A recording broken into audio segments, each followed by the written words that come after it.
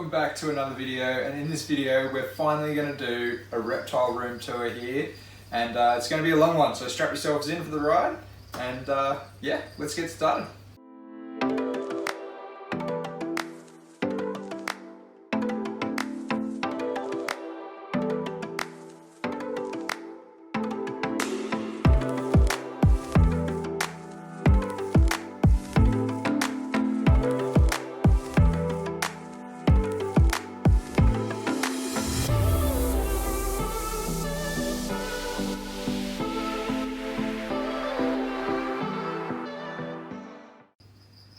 So we are going to start on this side of the room. This is probably the side of the room that's, well, the garage I should say, that has probably got most of the attention recently. There's quite a few exoterra enclosures happening up over this side. So we've got 13 enclosures on this side in total, plus there's actually a couple of young hatchling children's pythons up in those couple of racks or tubs or whatever you want to call them up there. So we'll get those guys out too. Let's start over on the left-hand side here as to what we've actually got going on. Now guys, keep in mind that some of these animals are actually nocturnal, so you might not see them right now, but what I'll do is I'll overlay some videos or photos of the animals that are in these enclosures if we can't get them out, or have a look at them now. So the top left here, as you can see, is a plain bare exoterra enclosure. These ones here are all 30 by 30 by 45 centimeters. Now that spot, I should say, previously had my Latoria bicolor there, but they've now gone on to a new home with the young fellow from work, Elliot. He's decided to take those guys on. I just wanted a bit more space for one of my Berber hatchlings to grow up into, so that's going to be converted into another bioactive terrarium for one of the leaf-tailed geckos. So next to that enclosure that's empty, we've got my white-lipped tree frog enclosure.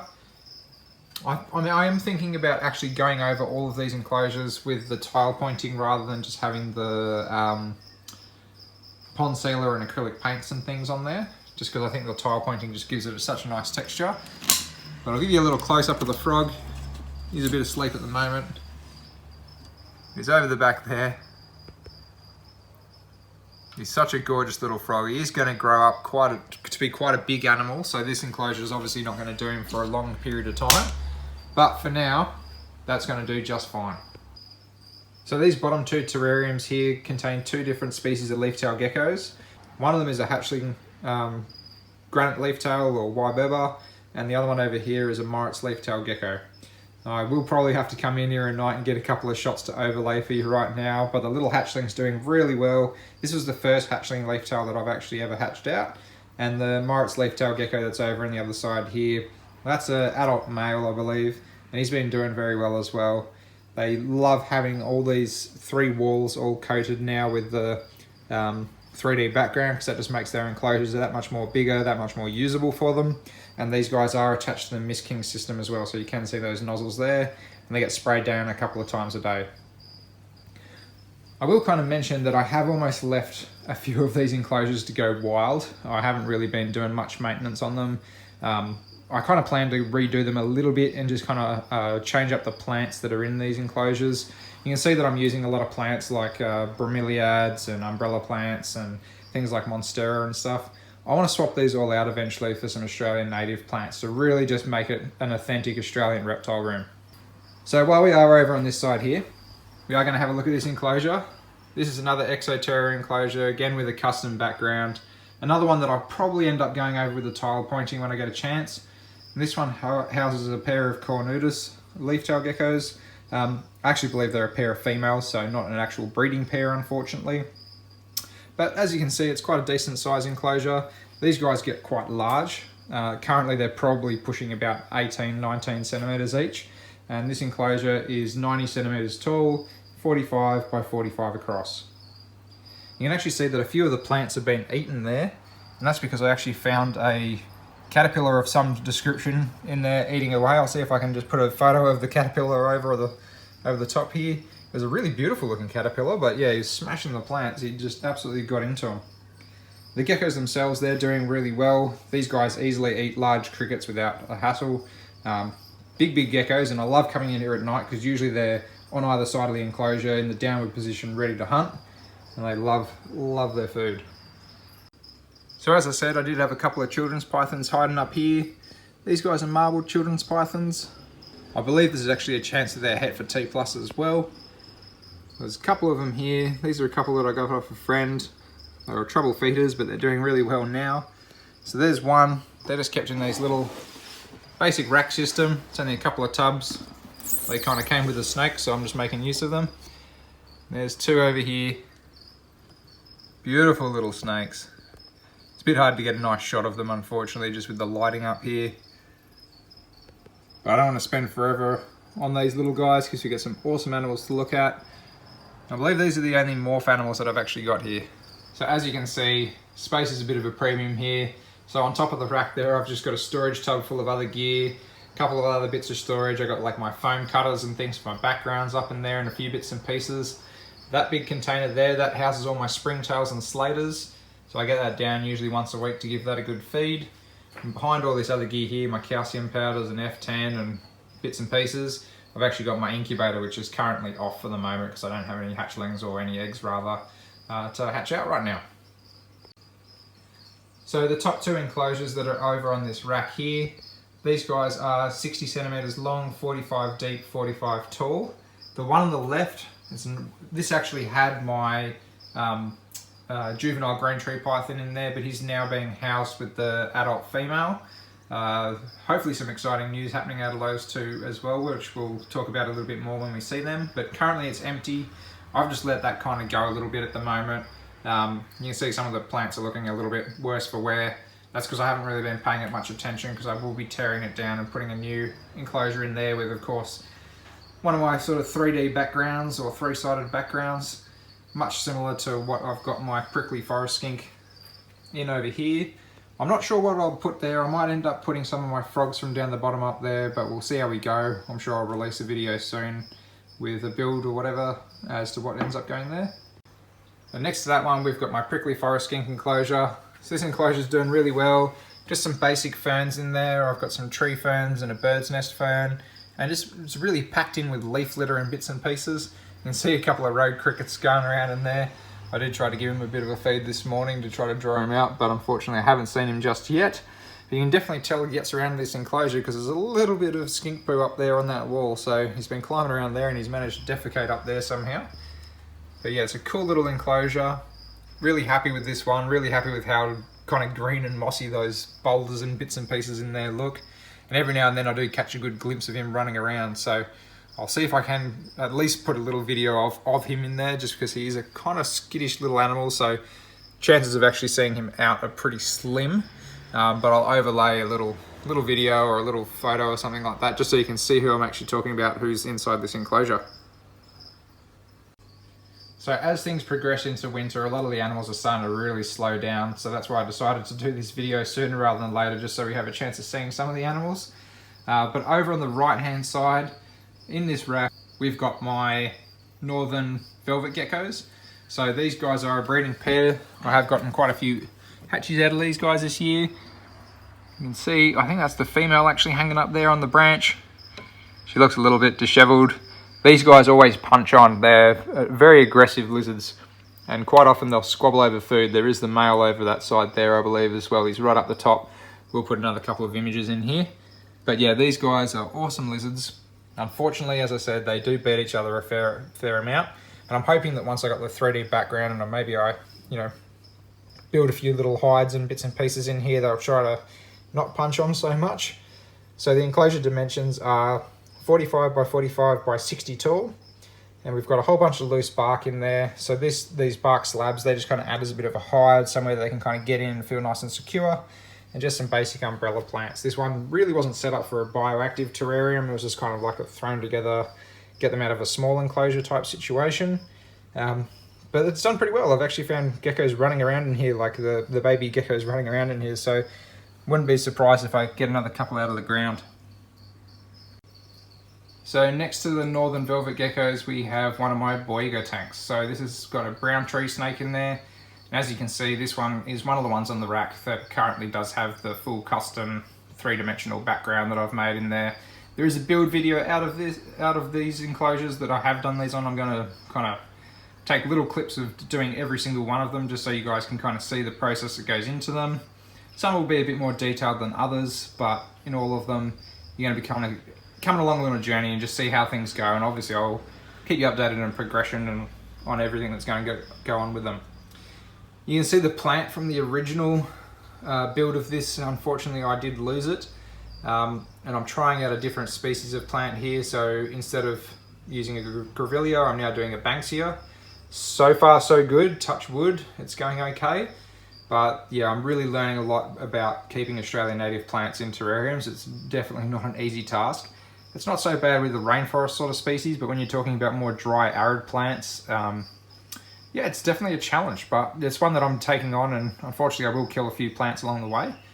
But yeah, hopefully I'll nail it down one day and we'll kind of figure it out, and I'll be able to share out all the information that I have, so then we can all be keeping Australian native plants inside of the terrariums with our Australian animals. So as I said, this enclosure here has my boiga in it. This is Kamikaze.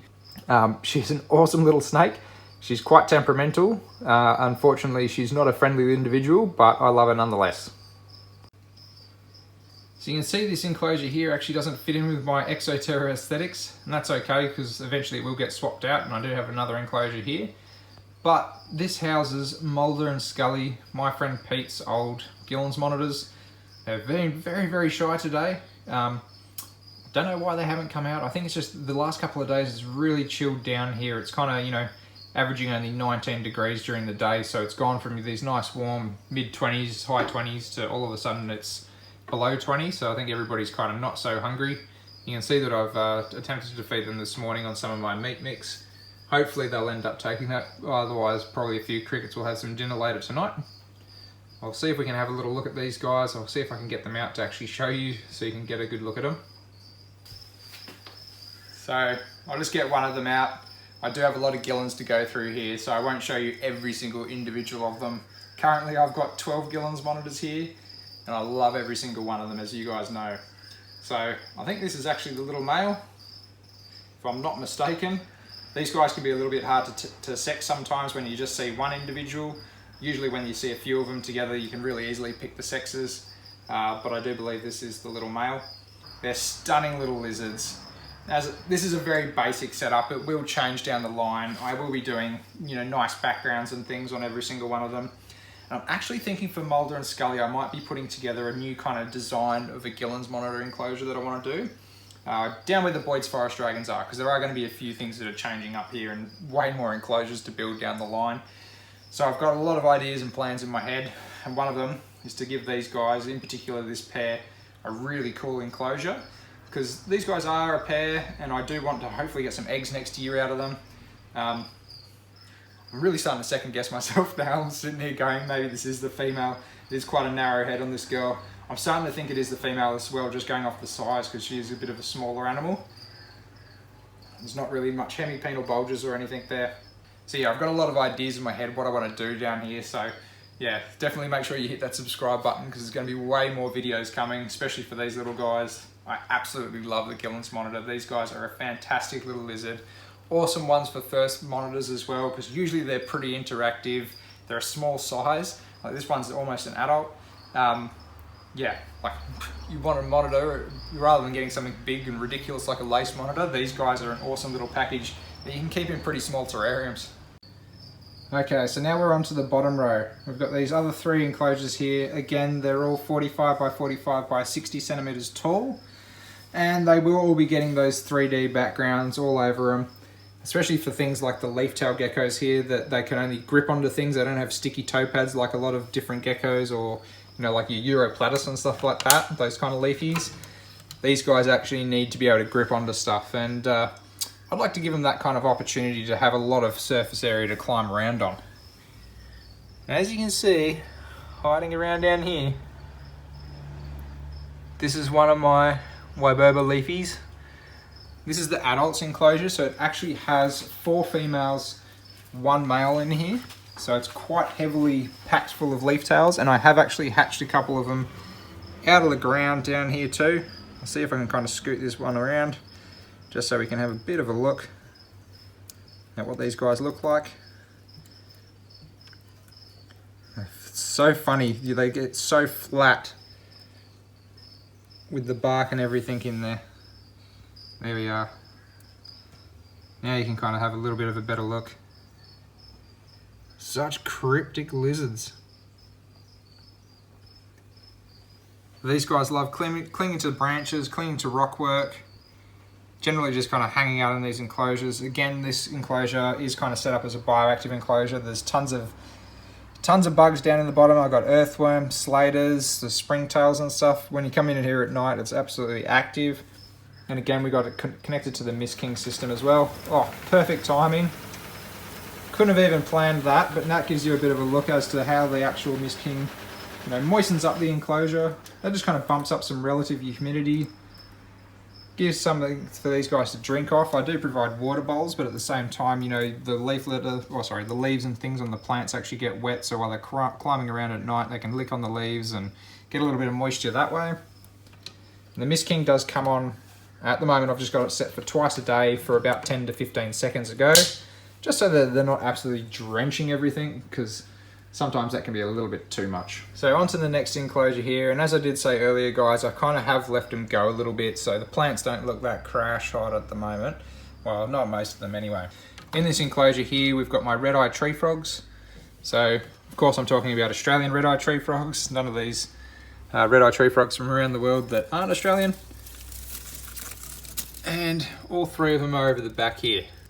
So I actually think that I've got 3 males, because I'm pretty sure I've caught all 3 of these guys croaking simultaneously now. So there might not be any female loving out of these guys, but nonetheless, they're beautiful little frogs and I absolutely adore them. I will have to see how I go with space here, because I am kind of building up a bit of a lizard army, so we'll see how we go, but hopefully I'll get to keep all my frogs. But yeah, this enclosure is pretty basic. There's nothing crazy going on there. It's just basically a water bowl, bit of bioactive substrate. This one's a bit of an old school one where I've done scoria and aggregate, what do you call it? Like aggregation fabric or drainage fabric on it. Not kind of set up the best way that I'd like to do it in the future. It does have a universal rock background in there, which is pretty cool, but yeah, I want these things to all be somewhat uniform, all Australian plants, all these, 3-sided backgrounds, so that will be coming out eventually. So for the last enclosure on this side of the wall, we've actually got my green stream frogs. This enclosure doesn't have any substrate as such. It's basically rocks and fish sponge, or I suppose it is a fish sponge at the end of the day that kind of acts as a bit of a land area. But as you can see, a good portion of it is actually water. That's probably why the plants are actually looking so lush in this, is because their root systems are actually just submerged in water 100%. So we've got this awesome umbrella plant here. We've got a pile of palm over in the corner here as well. And I can't remember the other name of this one, but it's essentially like a bit of a reed or grass. Down in the bottom here, we do have some duckweed and Java moss and bits and pieces growing around. And over the back, I'm going to see if I can do this without disturbing him. You can actually make out one of the green stream frogs there, just sitting against the back wall. This enclosure, we did actually put a fish pump in there. It kind of pumps water up onto the back wall and it just kind of drips down the back wall consistently. You can see that's where the Java moss has just gone mental and it's just growing all over there. That just stays constantly wet at the back wall there. So there's a really good look at one of the green stream frogs. I've got, I believe, 4 of them now in this enclosure. So yeah, there's quite a few of them in here. But these little guys, as you would have heard on the channel in the past, absolutely love croaking any time, day or night. And I love calling back to these guys. They're a beautiful little frog species, and they are native to the area, or endemic to the area rather. They're a nice little species that I think I'm always going to have in the collection, just because they don't take up much space and they're beautiful green little frogs. So let's take a little bit of a look at the outdoor area here at the moment, guys. It is a bit of a shamble. I've got a few plants around the place, tons of wood and stuff that I need to burn through for some enclosures. But the main sort of thing to look around out here is I do have a couple of pots at the moment where I used to be growing a few plants and bits and pieces in here, but for now it's actually holding Loki food. So this was something that we are going to upgrade down the line. I am probably going to do a maybe 100 to 200 litre pond just to hold yabbies here. But next to there I do actually have my turtle pond. So this houses 2 eastern longneck turtles and 2 sawshell turtles, as well as a Cunningham skink. Now the weather is a little bit cooler here at the moment, so not 100% sure if we're going to see the skink just yet, but I'll try to get a clip of him later and crop it in here somewhere just so you can actually see him. He's a beautiful little skink. He or she, I don't actually know what it is. But yeah, obviously it stays contained, obviously, with the big lid that comes down on top of it. And we'll get these turtles out and have a little bit of a look at them. So I've just quickly caught out the 4 turtles and chucked them into this milk basket here. This is just so I can actually keep them contained for the time being, but also it's going to be a good opportunity for me to give them a quick health check before we actually head into winter here, just to make sure that they're alright before they go down for the cooler months. So out of the 4 turtles, I do have 2 sawshell turtles. These guys are awesome little pets. I've had these guys since they were quite small as well. I got them off of a friend, Brett McKinlay. Yeah, I think they're both boys. They're awesome little looking turtles, and you can see why that they're called the sawshell turtle as well. Just have a look at that plastron. Oh, he's letting loose on me here. Yeah, beautiful little, sorry, the plastron. Look at his shell up at the top here. You can see he's going through a bit of a shed as well. You can see where that saw shape kind of comes through and how they get their name too. So, beautiful little turtles. Probably my favourite short-necked species, or one of. I think they almost look equivalent to like a little snapping turtle or something of the likes. You know, they've got these awesome little tubercles all over them, all over the neck. They've got this long tail with the boys, and they're just a really unique colour as well. You can see all those pretty markings on the plastron. He's really not enjoying this either, so I'm not going to stress him out here too much. But yeah, I do have 2 of them, both boys. Awesome little turtles. These guys were my first turtles. I have had a few over the years. But they're one of those pets that, you know, I absolutely love keeping turtles. I think they're completely underrated in the Australian reptile hobby, to be quite frank. So the other 2 turtles that I have are 2 eastern long-necked turtles. These guys are endemic to the local area, and both of these guys are actually rescues. This little one here has done quite a bit of growing over the last 12 months or so. This one was a rescue through a shop, through High-Tech Aquariums. He was just adopted back into the store. He'd been picked on by another turtle, and he actually had part of his shell broken off as well, so that was all snapped off along the top here. It was actually quite concaved, but that's all growing back reasonably well, so you know, he's put on a massive amount of size. He's actually starting to outgrow the other long neck, which is quite surprising. And this little one here, this actually came off a local reptile keeper. Well, I don't know if you want to call him a reptile keeper, to be honest. The photos that I got of this turtle before I went and picked it up, it's like a 3-foot fish tank with about 3 inches of water in the bottom, no lights whatsoever, no filtration. So I don't know how if that was how it was kept its whole life, but hopefully it's got a better life now being here. You can see that their actual plastrons are beautifully marked too. I love all those yellows and bits and pieces on them. They're gorgeous little animals. And longies are probably my favourite type as well, just because, you know what, these guys will actually come up and say hello to me in the pond, whereas the short necks, they just shy away completely unless I pull them out.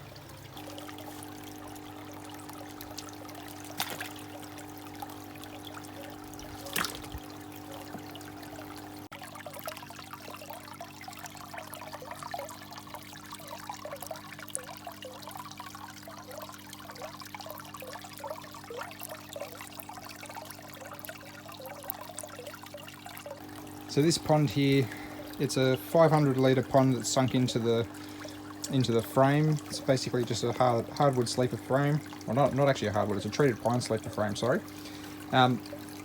Basically just caged in with treated pine and a bit of Avery mesh. Will probably be something that I need to replace the mesh down the line, but I'm kind of hoping that I don't need to do it before I move into my own place, and I'll take all of this with me. And yeah, as you can see, it's packed out with a bit of bush rock, tons of logs and hollows and stuff, and that's mainly for the Cunningham skink. I've also got a grevillea over here of some variety. This thing just grows like a weed in here, and I do have plenty of weeds in saying that as well. But it all provides cover for the skink, so that feels nice and safe. It gives a bit of shade and stuff to the turtles during summer, and during winter I just cut it all back, so then there's not much to kind of look at, just to kind of get a bit more light into the actual enclosure here itself. But there's all this land area around the outside as well that the skink can use, and it's actually got its own tunnel system down in amongst, like, or behind all the pond and everything as well. So I don't exactly know where it ends up during winter, but somewhere in here is where it stays. The pond itself is just run by a Claritech 3000. This actually has the UV on it as well, just to make sure that the water stays nice and clear. And it's just got a basic like $30 eBay pump on it, nothing too special. I do want to upgrade that to like a proper Pond One's pump though down the line, just because I reckon the pre-filter sponge would be really handy.